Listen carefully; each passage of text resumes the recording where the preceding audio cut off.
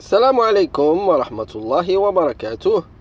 Les amis de l'école printanière, bonjour et bienvenue dans la deuxième séance des leçons de l'unité 4.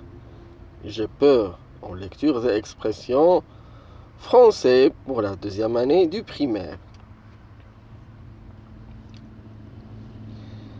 Il y a un cauchemar dans mon placard. Autrefois, il y avait un cauchemar dans mon placard. Aussi, avant d'aller dormir, je fermais soigneusement la porte. Cependant, j'avais encore peur de me retourner et de regarder. Quand j'avais regagné mon lit, je jetai un dernier coup d'œil. Une nuit, j'ai décidé de me débarrasser une fois pour toutes de mon cauchemar. Dès que la chambre fut dans le noir, je l'entendis glisser vers moi. J'allumai brusquement la lumière et le surpris assis au milieu de mon lit. « Va-t'en, cauchemar !» m'écriai-je, ou je tire. J'ai tiré et mon cauchemar s'est mis à pleurer. Cauchemar, lui ai-je dit, tais-toi, reste tranquille, sinon tu vas réveiller papa et maman. Comme il ne voulait pas s'arrêter de pleurer, je le pris par la main et l'installai dans le lit. Puis j'allai gaiement fermer la porte du placard avant de le rejoindre. Comprenons le texte ensemble. Où se passe cette histoire? Où se passe cette histoire? Cette histoire se passe dans le placard, dans la chambre.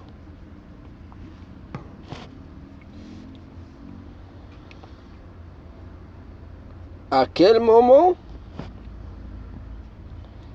Avant d'aller dormir, dans le soir. Au début de l'histoire, qu'y a-t-il dans le placard? Il y avait un cauchemar dans le placard. Qu'est-ce que le personnage principal décide de faire une nuit? Et pourquoi? Une nuit, il a décidé de se débarrasser une fois pour toutes de son cauchemar.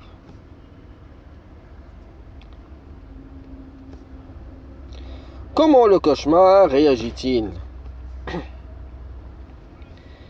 Le cauchemar s'est mis à pleurer. Et que fait alors l'enfant?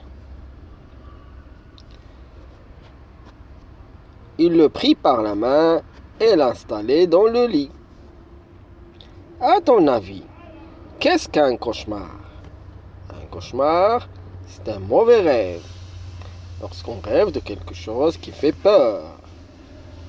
Vers l'écrit, raconte comment le personnage principal s'y prend pour se débarrasser de son cauchemar. Pour bien écrire, je fais attention à l'ordre de l'histoire. Je découvre. Lis les phrases suivantes. Pour le consoler, l'enfant installe le cauchemar dans son lit à côté de lui. Une nuit, le petit garçon découvre le cauchemar assis au pied de son lit. Alors, il le gronde. Le cauchemar se met à pleurer. Que remarques-tu? L'histoire est-elle dans l'ordre? Non, bien sûr, elle n'est pas dans l'ordre. Quelles phrases correspondent au début, au milieu et à la fin de l'histoire? Remets les phrases 1, 2 et 3 dans l'ordre qui convient, puis Complète le tableau. Début, milieu, fin. Au début, on va dire la deuxième phrase. Une nuit, le petit garçon découvre le cauchemar assis au pied de son lit. Alors, il le gronde. Au milieu, phrase numéro 3. Le cauchemar se met à pleurer. Et la fin, c'est la première phrase. Pour le consoler, l'enfant installe le cauchemar dans son lit à côté de lui. Relis à voix haute l'histoire dans le bon ordre. A-t-elle plus de sens? Bien sûr. Quand tu racontes une histoire, tu dois faire attention à l'ordre de tes phrases.